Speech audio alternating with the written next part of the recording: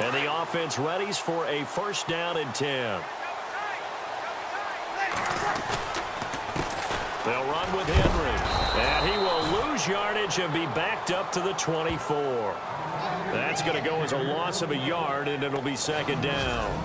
Oh, partner, that play brought back memories. Watching them string it out, letting the runner get all the way to the sideline area, but not letting him get out of bounds. They formed that picket fence and didn't allow him through. Not only that, got him for a loss as well here. And one of the reasons they lead in the fourth quarter, plays like that. Yeah, it took a little more time off the clock, making him do it that way, didn't it? And some room to maneuver.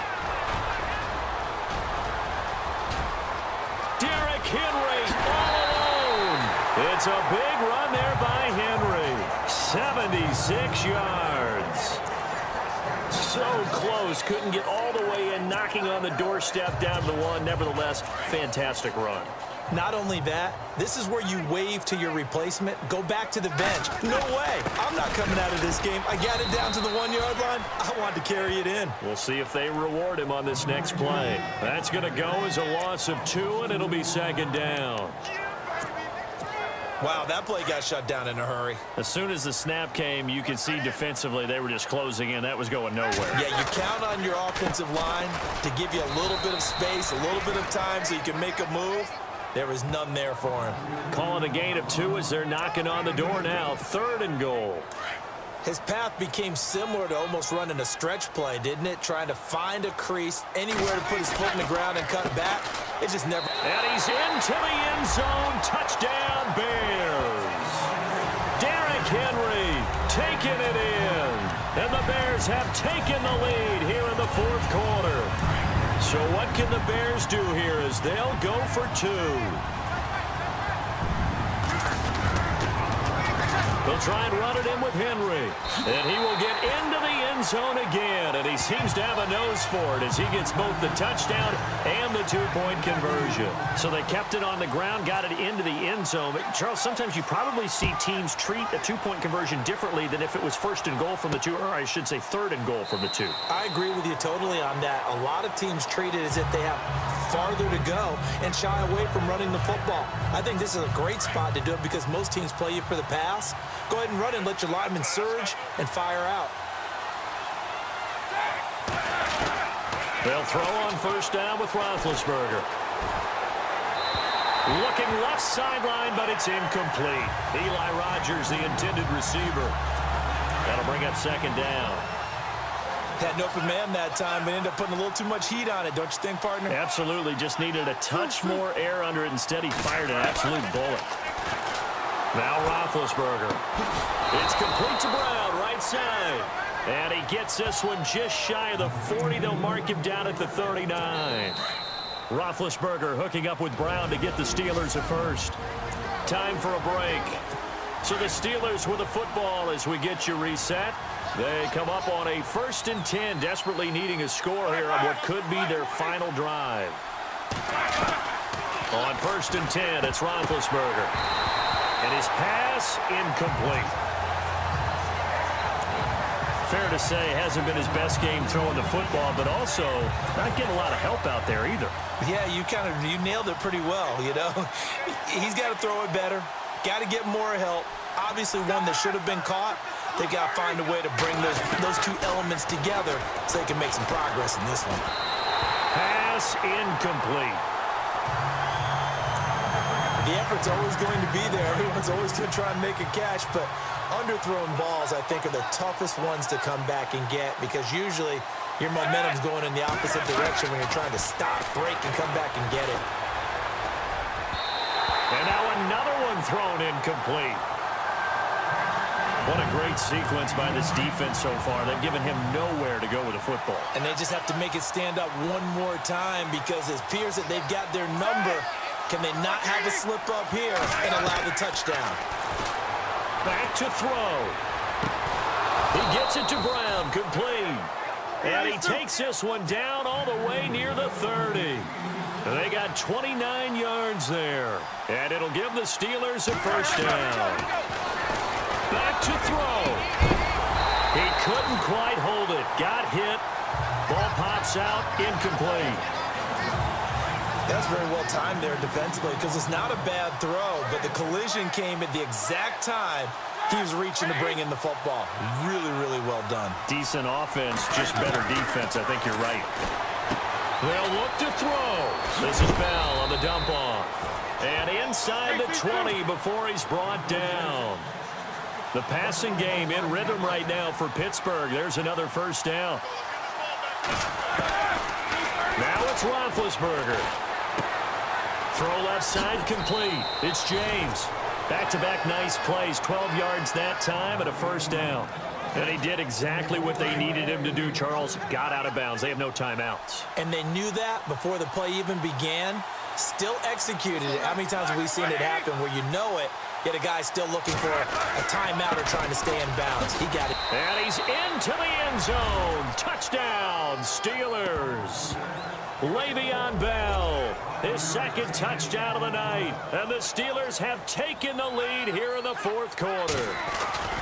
And touchdown, and congratulations, and zero relaxation ahead of them, right?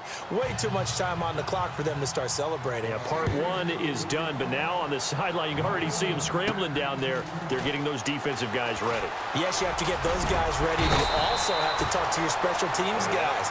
Make sure the kickoff is exactly what you want and cover it well. Now the Bears offense ready to take over again. They're only in need of a field goal, a decent amount of time on the clock. So tell me if I'm wrong. You don't have to be too panicked here. No, not at all. I agree with you. And this is where your preparation and your confidence comes into play.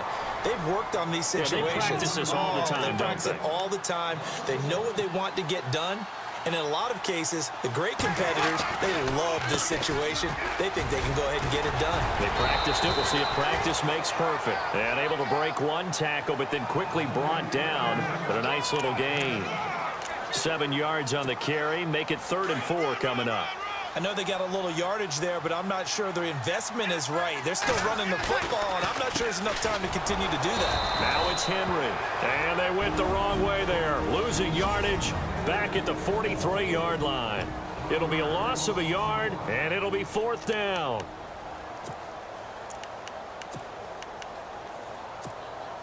One score down. Here we go. They're going to go for it here on 4th down.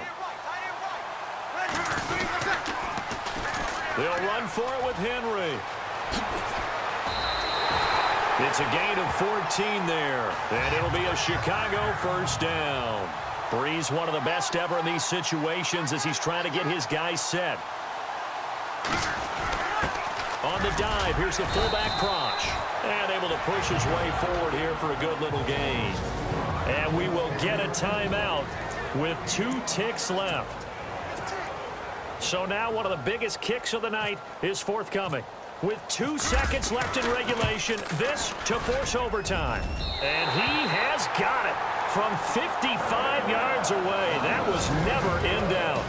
4 quarters not enough. We're all even, and to overtime we go. How much fun is this for everyone who's watching the game? How much fun is it for us to see this one get an extra period to get settled? And here in overtime, if the team that receives the ball scores a touchdown, it's over. If they don't, we can still have some more football. That's exactly right. If they go down and kick a field goal, the other team gets a possession to either match it or score a touchdown to win the ball game. If both teams kick field goals, the next team to score wins. But if the receiving team throws a pick six or fumbles the ball and it gets picked up by the defense and they score, the game is over at that point. This fielded at the 2. And a good return. He's across the 35-yard line, right around the 36.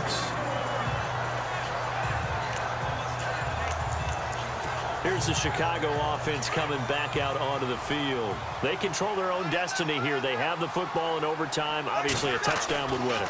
And I think teams around the league are still adjusting to the idea of going downfield, scoring a touchdown wins the game, because they were used to just going downfield and trying to get in field goal range to win a game. Still having to make that transition. Let's face it now, the ones who are doing it best know they need to go down, attack, put the ball in the end zone, and not leave it up to a field goal and give the other team a chance. As we said, they control their own destiny now. And some space here. And he'll be taken down, but not before he gets into enemy territory. It's a 10-yard pickup, and it moves the chains. They go with the ground game, pick up the first, now in plus territory. And that changes the whole mentality of a play caller, doesn't it? Once they cross the 50, they feel like they're in the strike zone, all right? You don't have to be in the red zone to take those big shots downfield or go after the end zone. Right now, that might be available to him. And now this first drive in OT continues. And able to break one tackle, but then quickly brought down. But a nice little gain. 9 yards is the pickup there, and they'll have a 2nd and 1. And he continues to pile up the yardage. That puts him over $150 now. And this defense has really had its problems trying to keep him contained. Now P-Ryan trying to run inside, but nothing there. No gain on the play, and now they're faced with a 3rd and 1. Well, after what we just saw, we know that with 3rd down coming up, this is not a gimme for the offense. They've got to figure out what they want to do. Do they challenge their offensive line and try and run it? Or do they go ahead and concede that this is a tough defense and put it in the air? And little room to maneuver there. He gets it down to about the 39. Give him a yard on the play, and he's definitely short. It'll be 4th down and a few inches. Normally, when you see a short gain in the middle of a 3-4 defense, go ahead and pat the nose tackle on the back because he's holding things up and taking on extra blockers, which allows one of the inside linebackers to roam free and make the tackle. The decision to go for it pays off, and now they're set up 1st and goal. Well, it's 4th and short, and the defense loaded up the line in a goal line set. This is the danger you run, though. Once a running back clears that initial mass of bodies, he's got lots of open space ahead, and he turns that one into a huge gain. No gain on the play that time, and it sets up 2nd and goal. So stuff from the 2, now what? You know me pretty well. What do you think I want here? Play action? Definitely. Let him get outside. And he's into the end zone for the touchdown and the game winner in OT. And that does it for this one. Pat yourself on the back. You just completed and dominated the Madden Ultimate Team Solo Challenge.